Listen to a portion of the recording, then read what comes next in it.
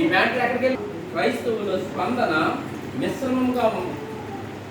వాళ్ళ యొక్క స్పందన ఎలా ఉందంటే కలిసి ఉన్నది, అంతా కూడా కలిసి ఉన్నది. వాళ్ళు ఏమంటారంటే సున్నతి పొందిన క్రైస్తవులు అనే మాట వాళ్ళు అక్కడ వాడారు. ఎక్కడికి వెళ్ళారంటే ఈయన అక్కడ వాడారు కదా పదం ఉన్నది. ఏమన్నాడు అక్కడ? సున్నతి పొందని వారి వద్దకు పోయి, పేతురు నువ్వు సున్నతి పొందని దగ్గరికి ఎందుకు వెళ్ళావు? సున్నతి పొందని వారి వద్దకు పోయి వారితో కూడా భోజనం చేసినవని అతనితో వాదన పెట్టుకుని. అసలుకే పేదరికే క్యాస్ట్ ఫీలింగ్ ఎక్కువ. క్యాస్ట్ ఫీలింగ్ పేరు ఏ క్యాస్ట్ డౌట్ఫుల్గా చెప్తారు. ఒకసారి మార్చండి.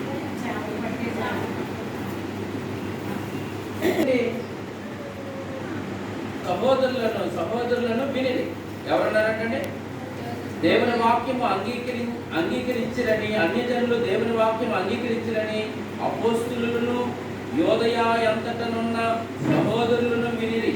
పేతురు యెరూషలేమునకు వచ్చినప్పుడు సున్నతి పొందిన వారు ఎవరన్నారంటే పేతురుతోటి సున్నతి పొందిన వారు. ఒకసారి 45వ వచనంలో కూడా వచ్చిన విశ్వాసాలు అందరూ అన్నాడు కదా. ఇక్కడ చూడండి 2వ వచనంలో అంటున్నాడు, పేతురు యెరూషలేమునకు వచ్చినప్పుడు సున్నతి పొందిన వారు.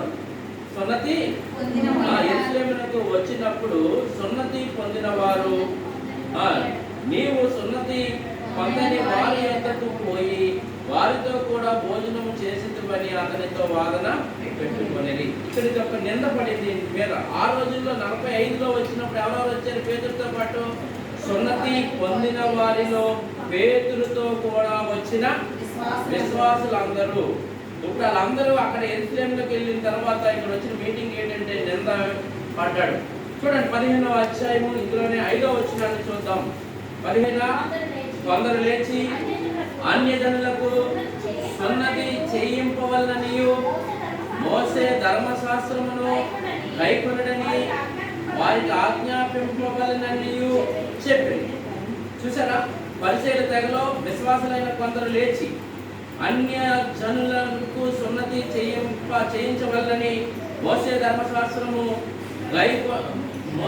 ధర్మశాస్త్రమును గైకొనుడని వారికి ఆజ్ఞాపింపవలనని చెప్పారు.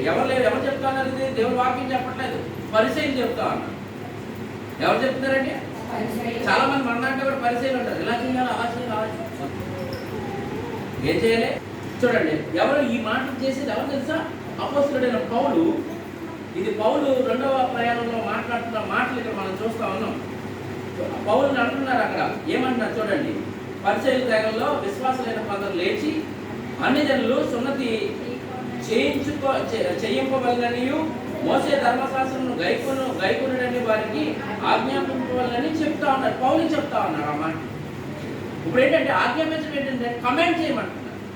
నువ్వు తప్పనిసరిగా నీకు ఏముండాలి? సున్నతి ఉండాలి, సున్నతి జరగాలి. తర్వాత చూడండి 6వ వచనంలో అంటాడు, అప్పుడు అపోస్తలులను పెద్దలను ఈ సంగతి గురించి ఆలోచించుటకు కూడి వచ్చింది. బహు తర్కము జరిగిన తర్వాత పేతురు లేచి వారితో ఇట్లనెను, సహోదరులారా, ఆరంభమందు అన్యజనులు నా నోట సువార్త వాక్యము విని విశ్వసించులాగున మీలోనున్న దేవుడు ఏర్పరచుకొనని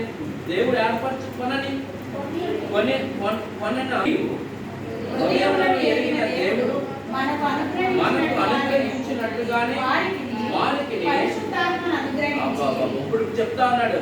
వాళ్ళు ఏమంటున్నారంటే అక్కడ పరిసయ్యులను సున్నతి చేయాలి. మనం చేసుకున్నాం కదా, వీళ్ళు చేసుకో. మోసే ధర్మశాస్త్రం మనకు అదే కదా చెప్పింది.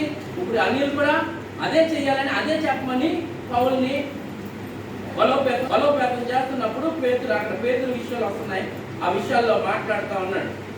ఆ విషయంలో పేతురు మాట్లాడుతూ అంటున్నాడు, మరి హృదయంలో ఎరిగిన దేవుడు మనకు అనుగ్రహించినట్లుగానే వారికి పరిశుద్ధాత్మను అనుగ్రహించి వారిని గురించి సాక్ష్యమిచ్చెను. వారి హృదయములను విశ్వాసము వలన పవిత్రపరచి మనకును వారికి ఏ భేదము లేదు, ఏ వేదమైన వారికి మనకి కనపరచలేదు. కనుక మన పితరులైన మనమైనను మోయలేని కాడి మెడ మీద మొయ్యలేని కాడిని పెట్టి దేవుడు కాదండి, మనుషులే దేవుని శోధిస్తా ఉన్నాము.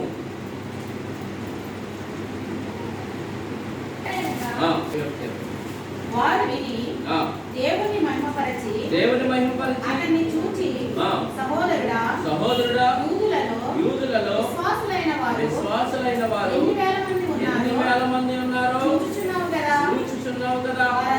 వారందరూ ధర్మశాస్త్రమునందు ఆసక్తి గలవారు. వారందరూ దేని మీద ఆసక్తి గలవారండి? అంతేకాదు, ఎంతమంది ఎన్ని వేల మంది ఉన్నారో చూచావు కదా. ఇప్పుడు ఎంతమంది ఉంటే నాకెందుకు అనుకుంటున్నాడు పౌలు. ఎంతమంది ఉంటే నాకెందుకు? ఇప్పుడు దేవుని ధర్మశాస్త్రం చేసేవాళ్ళు ఉన్నారు కదా, ఎంతమంది ఉన్నారో చూసావు కదా అనేసి పౌల్ని అక్కడ వాళ్ళు మాట్లాడుతూ ఉంటుంటే చూడండి, అక్కడ వాళ్ళందరూ దేని మీద ఆసక్తి ఉందంటే ధర్మశాస్త్రం మీద ఉంది, కానీ దేవుడు ఆసక్తి వాక్యం మీద లేదు. ఇంకా ధర్మశాస్త్రం ఉన్న 613 ఆజ్ఞలే వాళ్ళకి కావాల్సింది. ఎన్ని కావాలి? 613 ఆజ్ఞలే. ఈ 613 ఆజ్ఞలు ఏం చెప్తా ఉంటాయంటే ఎదుటివాడిని నిందించు, ఎదుటివాడిని తప్పుని చూపించు, ఎదుటివాడిని నువ్వు ఇలా చేయి, అలా ఇయ్యే గొడవ తప్పేముంటారు. ధర్మశాస్త్రాన్ని ఆయన శిలువలో ఆయన ఏం చేశాడంటే మనకి రుణంగా ఉన్న పత్రాలన్నింటినీ మేకులతో కొట్టేసి వాటిని విడిచి పాడేశాడు. 613 ఆజ్ఞలేమి. అలాగే మన పాపం అంటే ఏంటో మనకు చూపిస్తా ఉంది, కానీ ఆ పాపాన్ని నుండి తప్పించేది ప్రభు అయిన యేసుక్రీస్తు. చూడండి, వాళ్ళకి ఎక్కడ ఉందంటే ఆసక్తి? ధర్మశాస్త్రం మీద ఉండాలి. వాళ్ళకి ఎవరి మీద ఉండాలి? దేవుడి మీద ఉండాలి, యేసుప్రభు మీద ఉండాలి. మళ్ళీ దేవుడు అంటే మీ దృష్టిలో మళ్ళీ వేరే అయిపోతుంది. యేసుప్రభు మీద ఉండాలి. ధర్మశాస్త్రం ఏమో పాపం అంటే ఏంటో చెప్తుంది.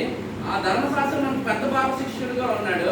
ఆ పెద్ద బాల శిష్యుడు కూడా ఏం చెప్తున్నాడు అంటే ధర్మశాస్త్రం ముందెళ్ళి నేను అన్ని చేశాను, ఏం చేయమంటావు అని అడిగా ఉంటుంది. ధర్మశాస్త్రాన్ని వెళ్ళి నేనేమి చేయలేను, ఇవన్నీ చేయడానికి ఆయన ఉన్నాడు, ఆయన ఒక్కడే ఎన్ని చేసేది కాబట్టి నీకు ఆయన దగ్గరికి వెళ్తానే నీకు క్షమాపణ దొరుకుతుంది. ఎవరు చేశారు ఆయన? నిన్ను 613 ఆజ్ఞలు లేదా మోసే 10 ఆజ్ఞలు ఎవరు చేశారు? మానవుడు అన్నాడు. ఎవరు చేశాడా? ఆయన 100% మానవుడు, 100% దేవుడు కనుక ఆయన మాత్రమే మన గురించి చేశాడు. మనం ఎవరి ద్వారా దగ్గరికి వెళ్ళి మన పాపాలు ఒప్పుకోక్కర్లేదు, కానీ దేవుడి దగ్గరికి వెళ్ళి మాత్రం యేసయ్యా నేను ఈ పాపం చేశాను, నన్ను క్షమించు, నన్ను ఇలాగ అలాగే మీరు ఎలా చెప్పుకోగలరో, మీ హావభావాలు ఎలాగ మీరు ఆయన ముందు ప్రదర్శించగలరో అలా చెప్పుకొని మనం పాపాన్ని విడిచిపెట్టాం. మనం ఎక్కడో ఆలోచన చేస్తా ఉంటే ఆ గలతీయులకు రాసిన పత్రిక సారీ ఇక్కడ 21 తర్వాత 21 చూడండి. అన్యజనులలో ఉన్న యూదులు తమ పిల్లలకు సున్నతి చేయకూడదనియు మన ఆచారముల చెప్పున నడవకూడదనియు పౌలు గారు మీరు చెప్పడం వలన వారందరూ మోషేని విడిచిపెట్టవల్లని నీవు బోధించుతున్నట్టు వీరు నిన్ను గురించి వర్తమానము విని ఉన్నారు. కావున మనం ఏమి చేయదము? తర్వాత ఇక్కడికి వచ్చిన తర్వాత ఈ విషయాలు మాట్లాడు. ఇప్పుడు అక్కడ యూదుల విషయంలో మనం చూస్తే వాళ్ళందరూ దేని మీద ఆసక్తి కలిగి ఉన్నారంటే ధర్మశాస్త్రం మీద. అంతియోకియకు వచ్చినప్పుడు అతడు అపరాధిగా తీర్చబడిన కనుక నేను ముఖాముఖిగా అతనిని ఎదిరించి. ఎవరు ఎదిరించారండి? యాకోబు వద్ద నుండి కొందరు రాకమునుపు అతడు అంటే పేతురు అన్యజనులతో భోజనం చేయుచుండెను. గాని ఎవరు రాగానే యాకోబు నుండి కొందరు యాకోబు వద్ద నుండి వస్తున్నారు చూసారా, వాళ్ళు రాగానే సున్నతి పొందిన వారికి భయపడి వెనుక తీసి వేరైపోయాను. తక్కిన యూదులను అతనితో కలిసి మాయావేషం వేసుకుని కనుక బర్నబా కూడా వారి వేషధారణ చేత చూడండి. ఆ రోజుల్లోనే జరిగే ఎన్ని, ఈ రోజుల్లో కాదు. మనం ఏదో పక్క చదివేద్దాం అనుకుంటున్నాం. కొన్ని రోజులు నెలలు సంవత్సరాలు పట్టింది. మన పక్కనే వచ్చిన వాళ్ళు ఉంటే వెంటనే మనకు అర్థమవుతుంది, కానీ అక్కడ అలా లేదు. అది చాలా కాలాలు పట్టే రాయడానికి. చదవండి.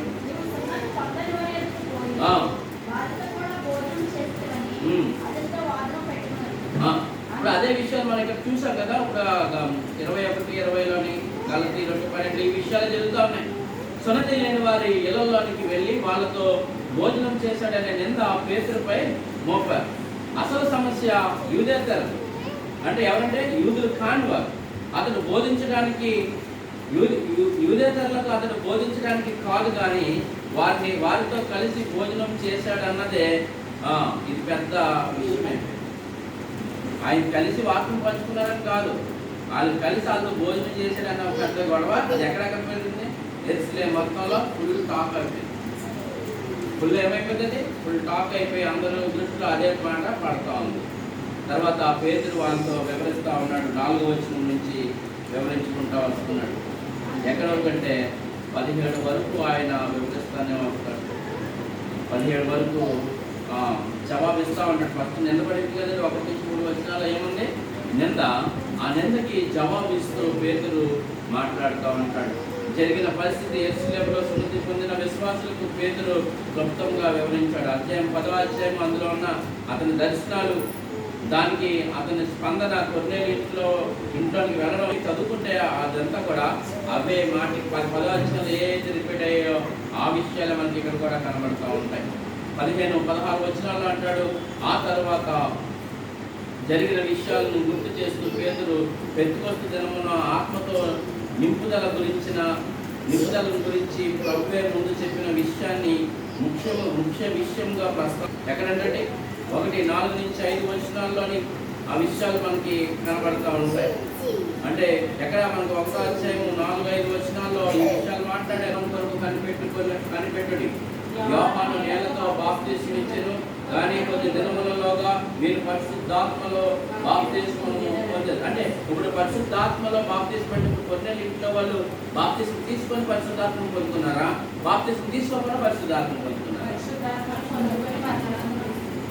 చూసారా?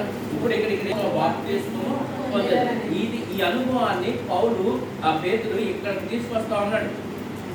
అక్కడ జరిగిన 1:4లో జరిగిన 1:4-5లో జరిగిన విషయాలు పేతురు ఇక్కడ దీన్ని కలుపుతా ఉన్నాడు. ఏమన్నాడంటే, పేతురు పెంతెకొస్తు దినముతో ఆత్మ నింపుదల గురించి ప్రభువు ముందే చెప్పిన విషయాన్ని మనకి ముఖ్య విశేషంగా ప్రస్తావించాడు.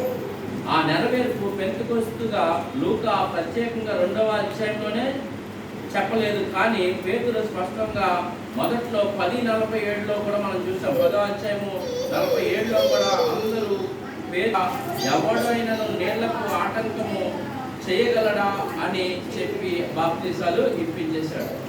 తర్వాత ఆ 11:47లో చూడండి, 11:47లో కూడా మీరు చూస్తే 10:47 చూశారు కదండి. 10:40 మనవలే పరిశుద్ధాత్మను పొందిన మీరు బాప్తిస్మము పొందకుండా ఎవడైనా నీళ్లకు ఆటంకము కలుగజేయగలడా అని చెప్పి యేసుక్రీస్తు నామమందు వారు బాప్తిస్మము ఉన్న పెద్దలందరికీ ఈ విషయాన్ని ఆయన తెలియపరుస్తూ ఉన్నాడు.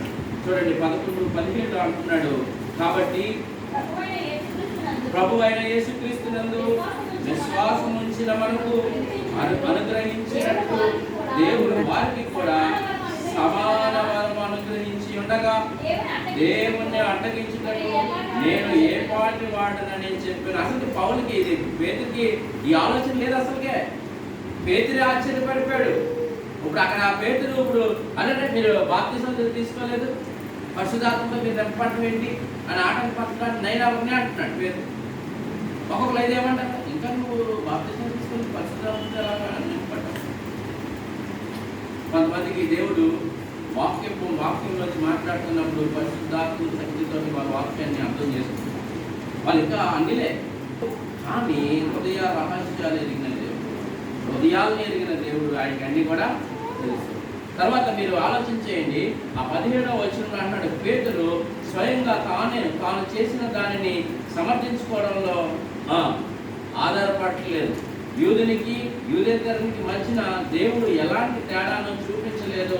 అలాంటప్పుడు పేతురు ఎలా చేస్తాడు అనేసి మాట్లాడుతున్నాడు. దేవుడే అన్యులకి, అంటే యూదేతరు అంటే అన్యులు, యూదులు కాని వారు.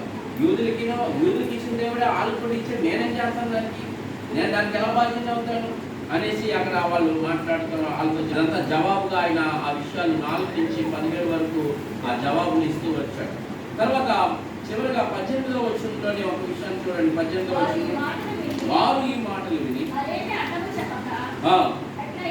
అట్లయితే అన్ని జనులకు దేవుడు జీవాత్మమైన మారు మనసు దయచేసి ఉన్నాడని చెప్పుకొనొచ్చు దేవుని మహిమ పరచిరి. దేవుని ఏం చేశారంటే వీళ్ళు మహిమ పరచారంట. యూదేతరులు అంటే యూదులకు దేవుడే ప్రారంభించాడని, దీనికి వారు అడ్డు కాకూడదని పేతులతో పాటు పరిశుద్ధులు గుర్తించారు. ఈ అంటే ఇది ఎక్కడ జరుగుతుందంటే ఆ యెరూషలేములో జరుగుతున్న సభలో జరుగుతున్న పరిస్థితి మనకి ఇక్కడ వివరిస్తున్నారు.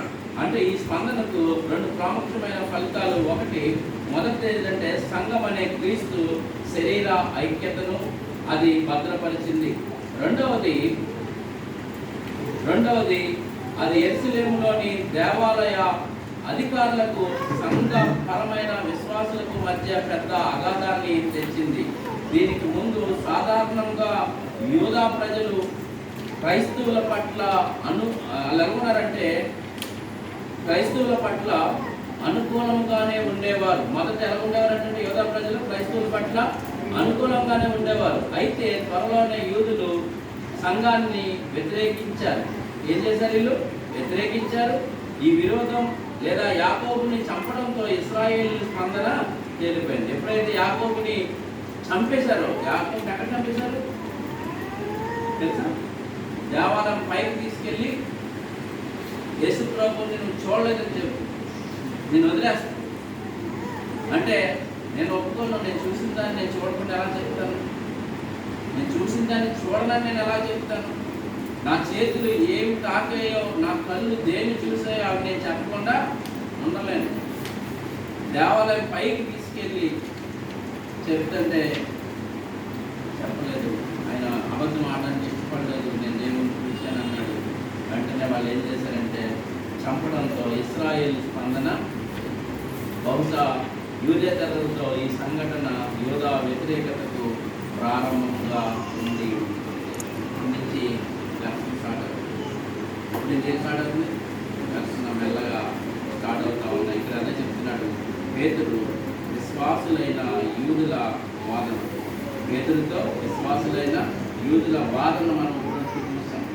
పేతురికి యూదులకి వాదన చేస్తుంది. పేతురు కూడా అందులో కూడా, కానీ పేతురు అడుగుతాడు, నువ్వు అన్ని జనుల దగ్గరికి వెళ్ళి ఎందుకు భోజనం? వాళ్ళు సున్నతి తీసుకునే దగ్గరికి వెళ్ళి నువ్వు సున్నతి పొందిన వాడు నువ్వు ఎలా భోజనం చేసి అని గుర్తి అడుగుతా ఉన్నారు. 1:3లోని 1వ అధ్యాయం 3 ఆ 11:1-3 వచ్చిన ఆ నింద కోసం ఆయన 14 నుంచి 17 వరకు మాట్లాడుతూ వచ్చాడు. నేను ఇలా చేయలేదు, ఇలా అలా జరిగింది. నేను ఆ పిలుపు మేరకు వెళ్ళాను, అక్కడ పరిశుద్ధాత్మలు వచ్చి నేనేం చేయను, దాన్ని ఆటంకపడతాను. నేనే ఉన్నాయి దేవుడే వాళ్ళకి ఆ అవకాశం ఇస్తే, ఆ వరం ఆయనే ఇస్తే నేనేమన్నా ఆటంకపడతాను అని చెప్పుకుంటూ తాను కంట్రోల్ చేసుకుంటూ వచ్చాడు. ఇక్కడ మనం చూసింది ఏంటంటే సార్వత్రిక సువార్త అపోస్తుల సిద్ధపాటు. ఇదేంటంటే సార్వత్రిక సువార్తకు అపోస్తుల సిద్ధపాటు. ఎక్కడ 11వ అధ్యాయం 1 నుంచి 18 వచనాలు మనం చూస్తూ వచ్చాం. సార్వత్రిక సువార్తకు అపోస్తుల సిద్ధపాటు. ఇప్పుడు ఏంటంటే సార్వత్రిక అంటే ఏంటంటే మొత్తం ఇంకా ఆ భేదం ఈ భేదం ఏమీ లేదు, అందరూ క్రీస్తువులకి వచ్చేస్తారు. సార్వత్రిక సంఘంలో ఉండాలంటే మొదట నువ్వు స్థానిక సంఘంలో ఉండాలి. చాలా మంది అనుకుంటారు స్థానిక సంఘంలో ఉండకుండా స్థానిక సంఘాన్ని కట్టుబాటు చేస్తాను, మొదటి స్థానం చేయబడాలి, అప్పుడే కదా సార్వత్రిక సంఘంలో. సార్వత్రిక సంఘం అంటే యూనివర్సల్ చర్చ్. అది ఎప్పుడు జరుగుతుంది అంటే ప్రభువైన యేసుక్రీస్తు వారి మధ్య ఆకాశానికి వచ్చినప్పుడు మనం అందరం యూనివర్సల్ చర్చ్. ఈ స్థానిక సంఘాలన్నీ యూనివర్సల్ చర్చ్. ఇప్పుడు అదే అంటాను నేను చాలాసార్లు. ఇక్కడ ఉన్న సంఘాలకి ఈరోజు మనం అపోస్తుల కార్యాలు 11వ అధ్యాయం 1 నుంచి 18 వరకు చూసాం. అందులో సార్వత్రిక సువార్తకు అంటే పేతురు ఎప్పుడైతే అన్ని జనులకి సువార్త చెప్పాడో, పరిశుద్ధాత్మ పొందుతున్నారో, అది అప్పుడు ఏమైపోయిందంటే అప్పటికి యూదుల వరకే ఉన్న ఆ యొక్క రక్షణ అది సార్వత్రికంగా సువార్త ఆల్వరకు ఉండే సువార్త యూదులకే మొదట సువార్త. ఆ తర్వాత ఎప్పుడైతే కొన్నిళ్ళ ఇంటికి వచ్చి పౌలు చెప్పాడు, పేతురు చెప్పాడో, అప్పుడు ఆల్వరు రక్షించబడడం, అక్కడ బాప్తిస్మం పొందుకోవడం లేదా పరిశుద్ధాత్మ పొందుకోవడం అన్ని జరగగానే ఏమైపోయిందంటే ఇప్పుడు యూదులు అన్ని జిల్లాలను కూడా యూదులకి ఆడేది. ఇప్పుడు అది సార్వత్రిక సువార్తకు అపోస్తులు సిద్ధపాటు గురించి మనం చూస్తా ఉన్నాం. అందులో మొదటిది ఏం చూసామంటే నింద. ఎవరి మీదకి వచ్చింది నింద? పేరు మీదకి వచ్చింది. 1-11 నిందను చూపించాయి.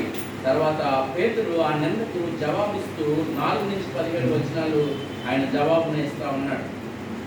తర్వాత మూడోది విడుదల కొరకు 11-18 చెప్పాడు. నేనేం చేయగలను, దేవుడా కార్యం చేస్తే అనేసి దాన్ని అక్కడి నుంచి రిలీజ్ చేయడం మనకు కనబడుతుంది. నింద, జవాబు, విడుదల, ఈ 3 విషయాల గురించి మనం ఆలోచన చేద్దాం, ప్రార్థన చేద్దాం.